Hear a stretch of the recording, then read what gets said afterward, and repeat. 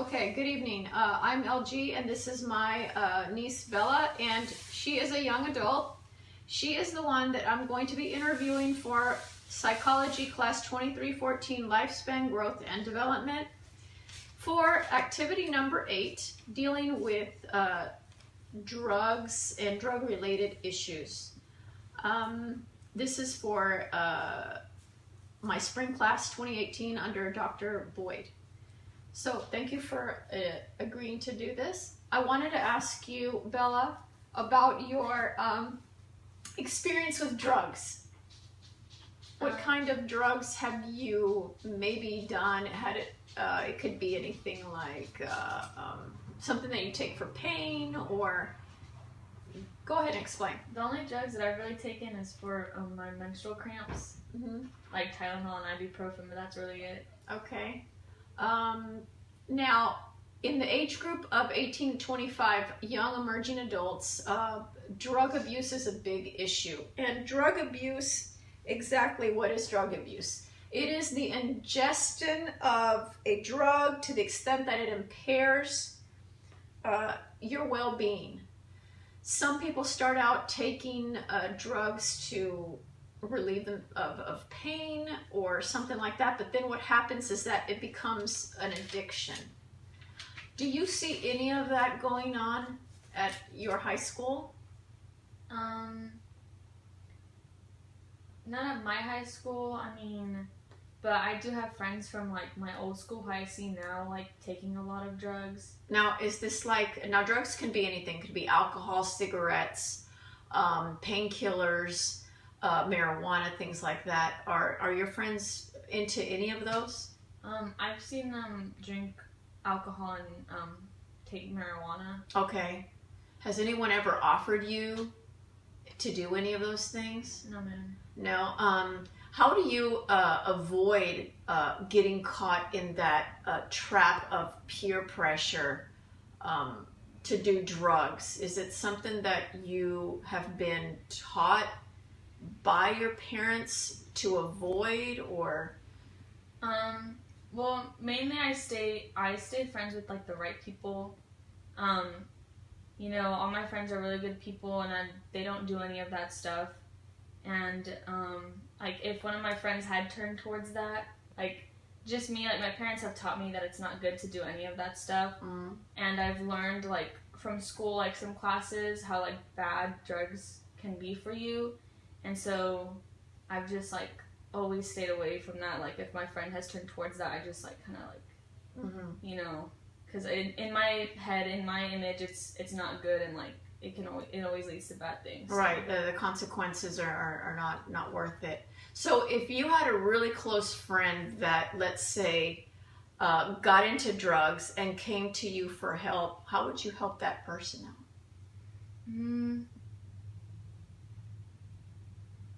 I don't know, I'm not quite sure. I'd probably like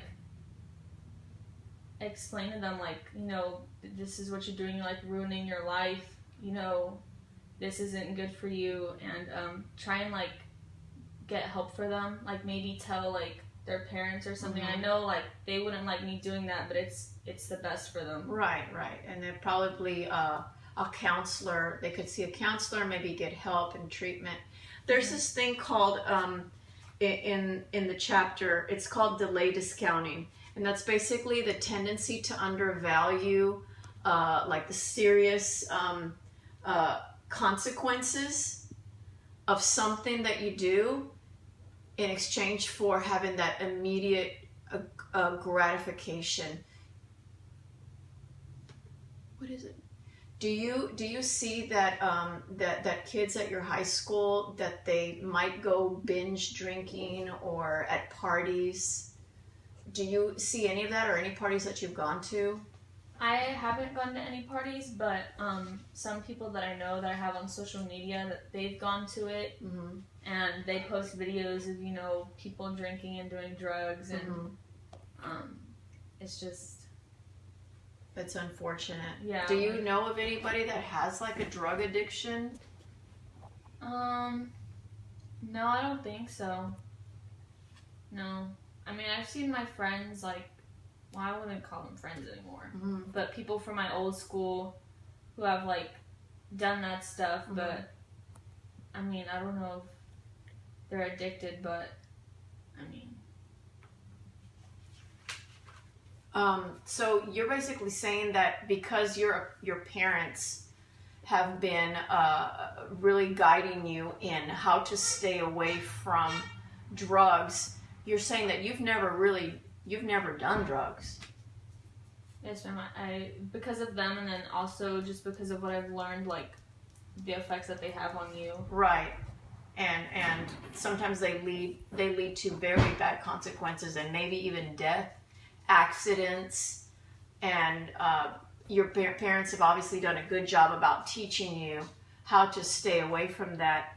And like you said in the beginning, you said that you picked the right friends, like-minded individuals, right? That are serious about their schoolwork, and you don't care for drugs. You don't need to get involved with drugs.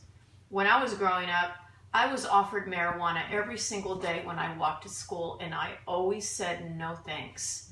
And I said no thanks because, number one, I wasn't curious at all. Number two, I would see the effects that it would cause on the people that were in my class, and all they talked about was getting wasted and how it made them feel. And honestly, I thought they were idiots. That was just my own impression. So I stayed away from drugs as well. So let me see what else. Social norms say that that teens will probably try drugs because of the pressure, the peer pressure, or because they want to feel included. You don't feel any of that pressure in high school? No, ma'am. No. Mm-hmm. I mean, I always see, like, you know, the people's social media, but it's like, it just doesn't look like fun to me, just knowing, like, what it causes you to do, like, what happens. And the behavior that it causes. Yes, ma'am. Yeah, I agree with you there. Let's see. The thing about emerging adults is that this is when they take the most risks, and unfortunately, they might take risks in trying drugs or experimenting with them, and are good, like maybe a new job or going to a new school or making new friends, but then those risks that involve trying drugs and then maybe getting addicted to drugs, those are the kind of risks that I think some young adults, they don't see the consequences, the long-term consequences. Because cigarettes and alcohol can be very addictive. And we've seen that it leads to addiction and then dependency. And those are very hard, difficult addictions to get past if you don't get treatment or help, right?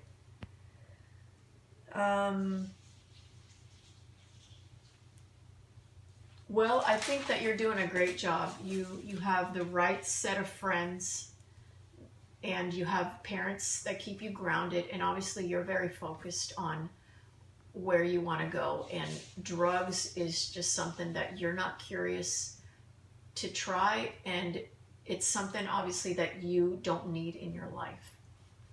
So I commend you for that, because that's really awesome that you don't have to feel the need to impress anyone or succumb to peer pressure because everyone's doing it. I'm glad that you're strong enough to stay clear of that. So with that said, thank you very much for the interview. I appreciate your thoughts. Kudos to your parents and to you. And I wish you much success in your first year in college. Thank you.